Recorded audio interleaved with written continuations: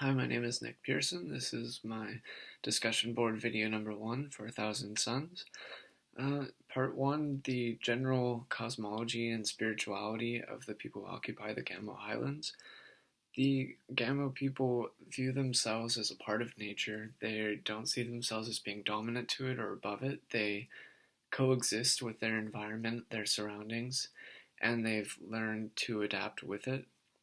Their beliefs can be seen through their behavior, such as within their prayers, they express gratitude to things that we tend to overlook, such as the plants that they harvest or the roads that they walked on to get home.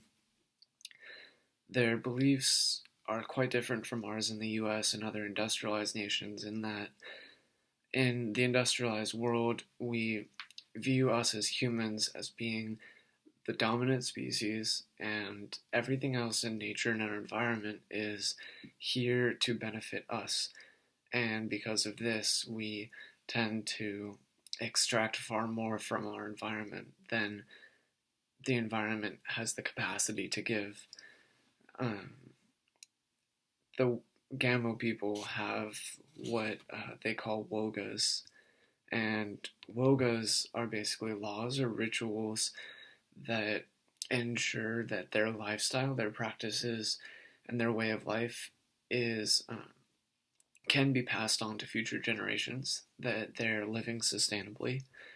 There are wogas for blessing a planting, giving thanks for a harvest where animals can graze, what trees can be cut down, and all of these rituals are overseen by the elders, and the wogas basically ensure that the Gamo people are living in harmony with their environment, and they're maintaining the balance between what they give back and what they extract from what's around them.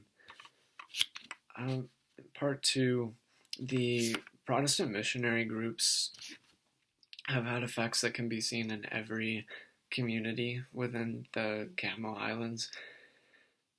A big part of it is just because of the missionaries building churches left and right. They were building churches on sacred ground. They were,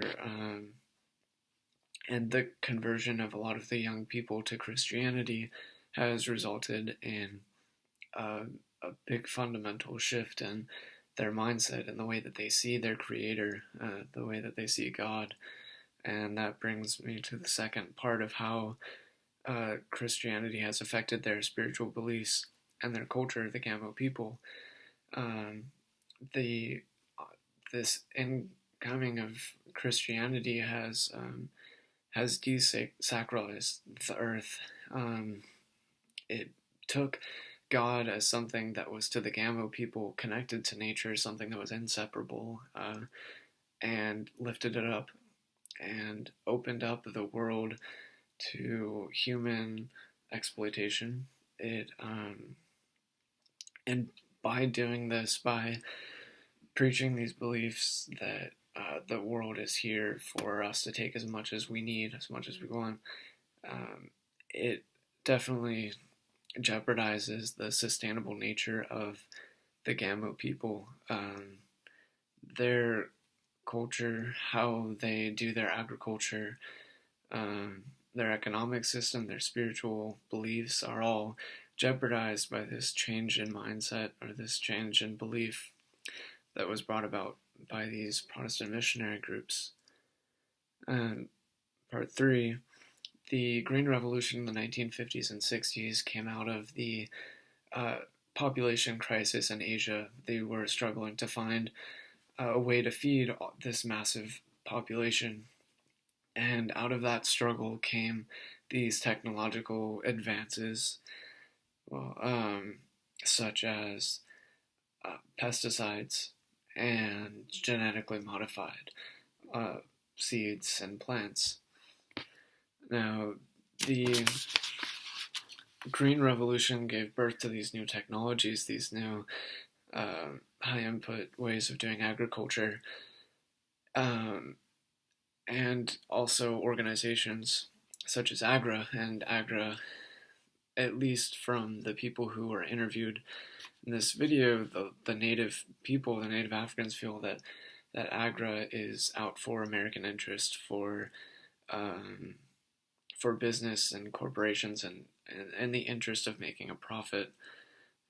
And in addition to the way that the African people feel about AGRA, there are consequences of the high input technologies brought about by the Green Revolution, such as a lack of diversity within their agriculture, which leads me to part 4.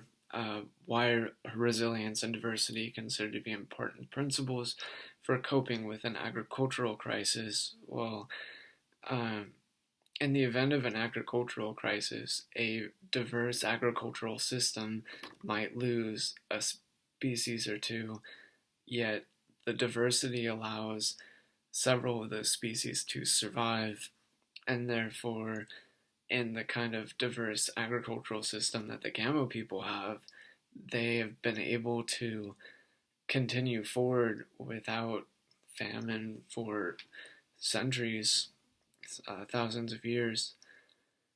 And finally, the 3 elders from the Gamo that came to New York, they must have thought that we have severed our connection with nature and severed our connection with our humanity, the way that we are destroying this earth,